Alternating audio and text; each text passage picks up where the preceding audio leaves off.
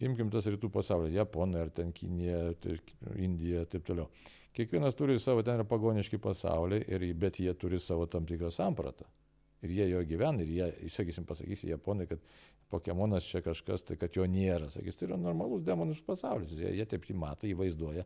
Čia visai kitas susidūrimas yra, nes, arba sakysim, su budistais, o ne kaip ir šitas, kaip tas, iškrito, buvo atvažiavęs su Jonu Paskoliu, Dalai Lama. Sako, jūs nelyskite į mūsų pasaulį, reiškia, nes jie priima tą, sakysim, demonų pasaulį kaip tokį, su kuriuo gali tartis tenai, apgauti. Pasižiūrėkim, sakysim, šitą kaip tą Tibeto mirusių knygą, kaip ten aprašo, kaip ten po mirties reikia eiti įvairiais koridoriais ir taip toliau, išsisaugoti, palaukti, taip toliau ilgai čia kalbėti.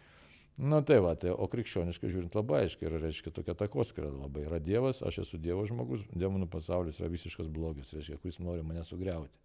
Ir vienintelis tas, kuris man teikia galimybę būti tikrai laisvėje, tai yra santykis su Dievu, bet ne bet koks, bet per Jėzų Kristų.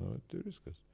Nežinau, ar kažkas tokio klausimo yra, jūs apskritai klausęs, aš net nesu pasirašęs, bet dabar šovė mintis, o kodėl išsiskyrė tikėjimai kažkurio momentu žmonių? Tai kaip pasakyti, jeigu tai pažiūrėt, globaliai, tai po Adomo ir Ievos, tai žmogaus tas religinis ilgesys liko ir žmogus visą laiką bando atkurti santykį su Dievu.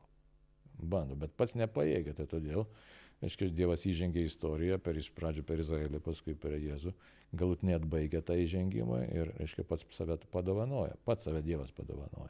Nes žmogus pats, mes nepajėgus atstatyti santykių su Dievu. Mums taip atrodo, mes jauti, už tai yra tos visos ekstrasensorinės patirtis, taip kažkas tai yra, žmogus smalsu, ne? Bet nieks nepagalvoja vieno dalyko, pavyzdžiui, krikščionybės istorija.